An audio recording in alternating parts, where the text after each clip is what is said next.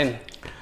Oke, assalamualaikum warahmatullahi wabarakatuh, teman-teman. Hari ini kita bakalan ngobrol sesuatu yang sepertinya agak-agak beda ya dari yang minggu-minggu kemarin, karena sekarang tuh tema kita tuh kayaknya lebih ke arah pendidikan. Ya, kalau kemarin terakhir kita bahas musik ya, entertainment. Sekarang kita akan belajar, terutama saya nih. Saya penasaran banget ini sama sesuatu ini karena di mana-mana sekarang tuh lagi banyak diomongin gitu ya, apalagi di dunia pendidikan gitu kan.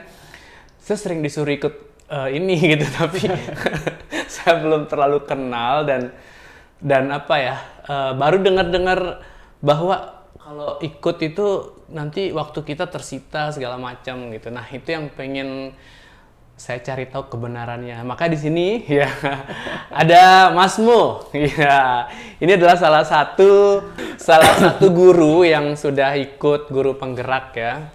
Jadi kita akan ngomongin tentang guru penggerak nih. Guru penggerak yang mungkin teman-teman juga sering dengar nih, buka internet, guru penggerak tuh muncul terus gitu. Terutama ketika mulai Merdeka Belajar ya, di Mas Menteri itu mulai banyak yang ngomongin guru penggerak. Bahkan setiap guru tuh disuruh ikut gitu.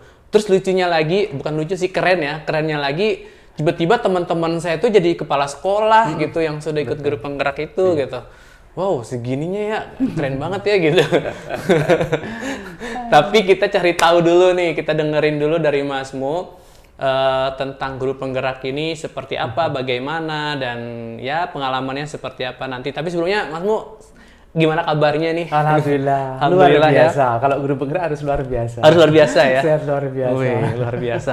Ada ininya berarti ya, ada tambahan. Ya karena kan apa istilahnya, kalau kita menyampaikan kita positif lah istilahnya kan. Iya, afirmasi ya. Afirmasi positif jadinya kan kita akan tetap luar biasa pada akhirnya. Harapannya kayak gitu. Keren. Oke, Masmu ini seorang guru. Sekarang ngajar di SMP 3 Lingsar, Lombok Barat. Iya, Lombok Barat. Dan sejak dulu banget ya, sejak dulu banget saya udah cukup kenal namanya sebelum kenal orangnya dulu. Dulu tuh ada buku apa gitu Dong Ayo ke Lombok. Oh iya, Dong Ayo ke Lombok kan? gitu ya. Iya, bener itu bukunya.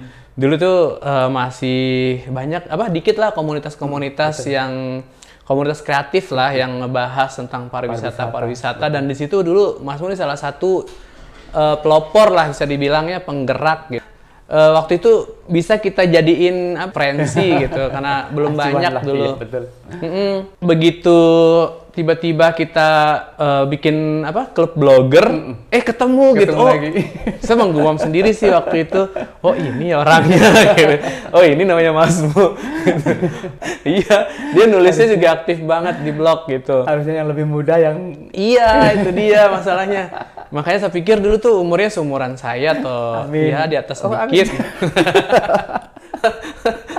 Anggap aja seperti itu. Betul. Ya, semangatnya. Tapi memang terasa banget gitu, semangatnya muda banget gitu, sampai kita nggak tahu kalau ternyata emang orangnya udah senior gitu. Nggak tega bilang sepuh. Oh iya, ini Angga. 50 soalnya. Ini Angga nih. Ya. Udah hampir 50 soalnya. Masmu. Udah hampir 50 serius? Hampir 50 lah. Wah, seangkatan Sophia Lajuba. Oke, jadi yang pengen kita tahu sekarang ini yang pertama nih Mas Mo, saya pengen tahu banget guru penggerak itu sebenarnya apa sih? Kalau sejak kapan dia ada gitu? Baik Bang Haji. Dan menghantui saya. Jadi kalau kita ngomongin tentang guru penggerak kan sebenarnya kalau kita mendengar istilahnya ya, komentar-komentar orang itu kayak seolah-olah guru penggerak itu guru yang istimewa, guru yang spesial seperti itu kan. Iya. Padahal sebenarnya kenyataannya kan guru biasa pun yang bukan guru penggerak pun juga sebenarnya selama dia mau bergerak untuk perubahan pendidikan juga adalah guru penggerak tanpa harus mengikuti pendidikan. Seharusnya seperti itu, sebenarnya seperti itu. Iya. Cuma kan untuk yang guru penggerak ini kan istilahnya lebih dilegalkan lah kasarnya, bisa dibilang seperti itu. Dibuat khusus gitu ya. Maksudnya dibuat program khusus, yang tertata gitu. Khusus yang memang tertata dengan alur belajar yang memang sudah ditentukan dan durasi belajar juga yang sudah ditentukan juga. Nah, tujuannya sih memang pada akhirnya nanti untuk guru-guru penggerak ini, alumni atau lulusan guru penggerak ini nanti diharapkan jadi pemimpin pembelajaran. Nah, tapi selama ini kan banyak orang mengira bahwa pemimpin pembelajaran itu adalah kepala sekolah.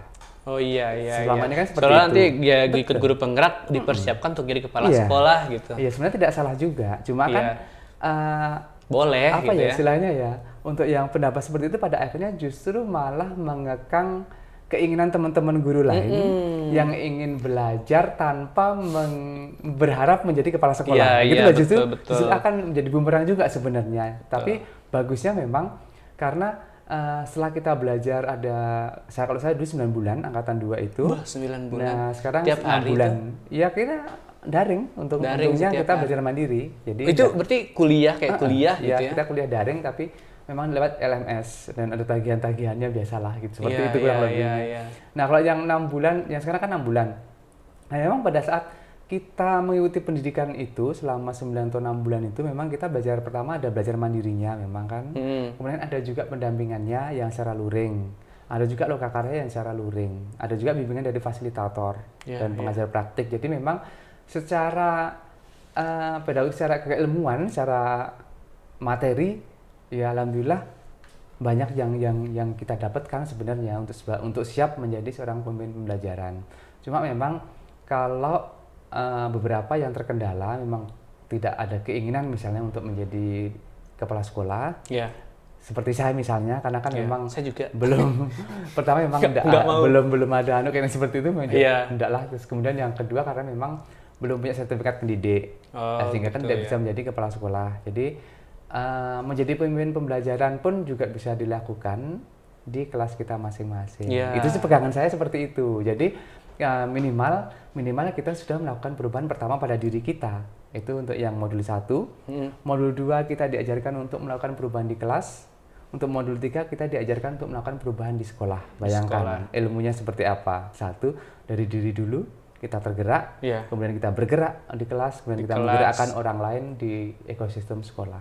Seperti terus itu. Dengar juga katanya ada pengimbasan ke masyarakat juga. Gitu. Kalau itu kan memang secara tidak langsung sudah tapi menjadi betul, apa istilahnya ya, panggilan jiwa apa istilahnya, sudah menjadi istilahnya memang udah semacam tanggung jawab tidak terikat lah istilahnya untuk kita menjelaskan itu kayak tanggung jawab moral gitu ya. Jadi seperti katanya Pak Anies Baswedan, otomatis panggilan kita terpanggil gitu loh. Betul. Saya ingat banget katanya Pak Anies Baswedan dulu, mendidik adalah tanggung jawab orang terdidik gitu. Jadi enggak ya kesadaran sendiri aja gitu. Jadi kalau merasa terdidik ya kita bertanggung jawab untuk mendidik orang lain gitu. Dan terus apa itu? Mas Mo, pengalamannya selama ikut guru penggerak. Pengalamannya ini kayak gimana? Ini maksudnya yang mau ceritain yang susahnya, yang sedihnya atau yang susahnya? Berarti lengkap ya. Dukanya, suka dukanya. Berarti lengkap ya. Ini yang dulu deh. Yang senang-senang dulu deh. Senang-senang dulu. Kalau diminta cerita untuk yang senang-senang kayaknya dikit banget ya. Kayaknya durasinya udah sampai. Berarti ini kayak Kawah Chandra di muka gitu ya. Betul banget. Wow. Jadi kalau sukanya, kalau dari saya pribadi ya, karena memang tipenya kan memang suka belajar hal baru. Jadi ada hal baru apa sih ini, penasaran gitu kan. Jadi satu vibe sama Maudy Ayunda lah ya. Jadi kita senang gitu loh istilahnya. Pertama kita memang senang, ini hal baru yang memang paling tidak kita pernah tahu tapi kadang lupa, seperti itu kan. Kita sudah tahu tapi kadang kita melupakannya, kadang kita terlupakan oleh kita juga. Jadi ya seperti itu, kita mendapatkan hal baru, akhirnya kayaknya ini asik nih kita pelajari, kita kan tipe-tipe yang seperti itu, jadi kayaknya seru nih. Jadi tuh kita ada perasaan tertantang untuk menyelesaikan pendidikan yang kita ikuti itu untuk sukanya. Nah yang lain sebenarnya kan masih banyak juga sebenarnya. Kolaborasi misalnya, jadi di situ selama pendidikan ini kita semakin paham apa sih kolaborasi itu, bagaimana cara kolaborasi sehingga nanti pada akhirnya kita itu bisa membentuk satu komunitas. Seperti itu juga ada di sana. Kemudian hal yang lain lagi memang yang paling menyenangkan memang kita itu sekali lagi kita belajarnya memang istilahnya tidak terpaksa. Jadi memang kita benar-benar merdeka dalam pada saat kita belajar itu. Kita menyesuaikan dengan waktu kita, kemudian kita menyesuaikan dengan kebutuhan kita. Jadi kita dianukan seperti itu. Jadi kalau misalnya untuk tugas penugasan misalnya ini memang tidak melulu harus video semua ya. Kalau kita yang tidak suka video bagaimana, kan kita sukanya nulis, gitu lah. Jadi kita memang diberi ada semacam pilihan-pilihan untuk penugasannya yang memang ya silakan. Kalau aku pribadi kan memang blogger, suka nulis kan, jadi tugas-tugasnya lebih nyaman dengan tulisan jadi gitu. Kebanyakan tulisannya ya di blog gitu loh, jadi sekaligus ya menyelesaikan tugas sekaligus update konten baru. Jadi kan betul. Jadi kalau untuk yang memang suka video gitu ya, memang ada tugas juga untuk bikin videonya gitu. Itu juga enaknya sekarang gitu, ya. Begitu, jadi sukanya begitu. Nah kalau dukanya karena memang ini namanya belajar kita ya. digojlok memang habis-habisan, jadi memang kita harus pandai-pandai dalam mengelola waktu. Jadi bukan apa ya istilahnya ya. Sebenarnya yang kita kelola itu bukan waktu sebenarnya, tapi yang kita kelola diri kita, bagaimana kita mengurus waktu itu, bagaimana caranya. Sebenarnya diri kita sendiri. Betul, karena jadi, memang tugasnya akan datang-datang terus. Karena kan selain itu kan kita pada saat mengikuti pendidikan ini, kita kan tidak boleh meninggalkan jam pelajaran. Iya betul, itu. Jadi kan itu kan harus memang kita harus bisa membagi diri itu. Itu kan memang kita harus itu yang kita mulai kita yang satu ini menjadi berapa bagian. Iya. Itu yang kadang membuat teman-teman ini ragu untuk mendaftar. Saya tahu itu karena beberapa kali kita turun ke lapangan, ke SD-SD, ke sekolah-sekolah gitu, modelnya kan itu juga turun sosialisasi itu. Jadi mereka bercerita juga. Jadi karena lama, tugasnya banyak ya, nanti sibuk gitu. Padahal sebenarnya kalau kita bisa mengatur diri kita dulu, ini loh, tugas hari ini harus selesai. Saya jam segini masih mengajar, gitu. Saya hari ini masih mengajar, saya selesai mengajar jam sekian. Oh berarti nanti jam sekian aku harus mulai mengajarkan. Kita harus sudah bisa seperti itu dari sejak kita tahu jadwal tugas belajar itu. Kalau kita tidak begitu, luar biasa akan pasti terasa berat. Karena apa yang kita tunda hari ini sedang menyiapkan diri untuk menyerang kita besok. Gitu. Betul. Seperti itu, jadi kemarin juga kan lebih ke ini ya, memanage diri kita ya. Jadi kalau saya sendiri kan, kalau aku sendiri memang ngajar Senin sampai Sabtu. Iya. Nah, tapi kan tidak full kan, memang. Tapi tetap stay di sekolah, tetap hadir di sekolah. Nah selain itu kan juga sepulang sekolah kan aktif di LSM juga, jadi sekalian masih di lembaga perlindungan anak juga. Iya. Jadi kan istilahnya kan Senin sampai Jumat itu kan kita kan full kerja gitu kan. Nah, akhirnya kapan? Akhirnya ya karena saya senggangnya hari Sabtu itu saya kejar untuk yang materi kedepannya itu udah tak pelajari duluan. Tugas-tugas. Jadi tugas-tugas yang kira-kira bisa tak kerjakan, tak kejar minggu depan. Hari-hari biasa. Itu langsung hari Sabtu senyampe-nyampenya, semampu-mampunya aku dari Sabtu itu. Karena memang di situ tempat kita luang. Karena kalau saya pribadi sih apa ya mikirnya ya Bang ya. Jadi istilahnya kita itu mumpung lagi sempat. Jadi istilahnya begitu kan. Mumpung lagi sempat kerjakan. Betul. Jika tidak sempat, sempatkanlah. Kalau saya kan mikirnya gitu. Iya. Kadang ke distract sama ini nih. Iya, karena gitu aja sih. Kalau memang belum sempat ya sempatkanlah istilahnya. Akhirnya mau tidak mau, ya alhamdulillah 9 bulan bisa dijalani dengan baik, dengan nilai yang amat baik, alhamdulillah. Seperti itu sih serunya. Jadi saya membayangkan diri saya tuh harus membagi waktu yang kayaknya 24 jam tuh kurang gitu. 24 jam tuh kurang gitu. Karena apa ya? Saya tuh kadang suka tiba-tiba muncul ide gitu, ide apa gitu yang kayak misalnya project-project di luar sekolah gitu loh. Suka tiba-tiba datang, wah keren nih bikin gitu. Akhirnya tuh kayak menyusahkan diri sendiri. Yang tadinya kita nggak ada kerjaan apa-apa, santai aja jadi kayak gitu. Nah itu yang saya pikirkan. Berarti kalau misalnya nih nanti saya mau ikut guru penggerak, berarti saya harus benar-benar ikhlas dulu nih untuk apa ya? Ada sesuatu yang akan kita dapatkan kan di situ. Berarti ada sesuatu yang harus kita korbankan gitu. Ya misalnya kemarin kita masih agak longgar gitu, misalnya masih sempat main atau apa, berarti harus dikurangi gitu ya. Berarti tantangannya di situ ya. Cuma memang karena ini memang menantang banget memang. Betul, karena kalau nggak menantang ya nggak berat ya. Hasilnya paling juga hadiahnya piring cantik sih. Itu sih. Jadi kan memang untuk tantangan seperti itu kan sebenarnya kan memang bukan hanya di pendidikan guru penggerak saja sebenarnya, di setiap proses belajar pun semua pasti juga tantangan seperti itu akan kita temui gitu loh Bang. Jadi saya bukan di guru penggerak saja. Jadi sebenarnya tantangan sama saja, tergantung bagaimana kita menyikapinya sehingga tantangan itu justru menjadi apa ya, semacam pemicu kita untuk terus berubah. Justru harus ada Seperti tantangan itu, sih. harus begitu. Karena kalau nggak ada tantangan ya nanti lempeng-lempeng aja kan juga kurang nikmat. Nggak seru juga hidup kita. Cuma kalau kayak kebanyakan gitu, tantangan ya. Nah, cuman kadang-kadang semua tuh suka ngerucut di satu hari gitu, di satu waktu, itu yang menjengkelkan itu. Jadi kan kalau di tugas-tugas kita kan di guru penggerak itu kan karena memang ada deadline. Jadi kan sebenarnya itu kan kita dikasih kesempatan, kita bisa memanage diri kita untuk mengatur waktu kapan kita, kan sebenarnya sudah ada di situ, timeline-nya sudah ada. Pokoknya gitu deadline-nya segini gitu. Jadi terus bentuk tugasnya itu boleh sesuai dengan apa yang kita bisa gitu ya. Kan, boleh dengan video, dengan tulisan, audio boleh. Audio bisa. Karena bisa? Kan kemarin juga diminta kayak podcast gitu kan. Jadi boleh. Jadi kan memang kayak semacam kemarin ada tugas, bahkan tugas itu merefleksikan filosofi pendidikan KHD itu dalam bentuk apa itu terserah, karena bentuknya karena aku sukanya puisi ya udah tak bikin puisi gitu. Jadi berarti sih juga ada menerapkan itu ya. Di kelas tuh juga begitu Mas Mo.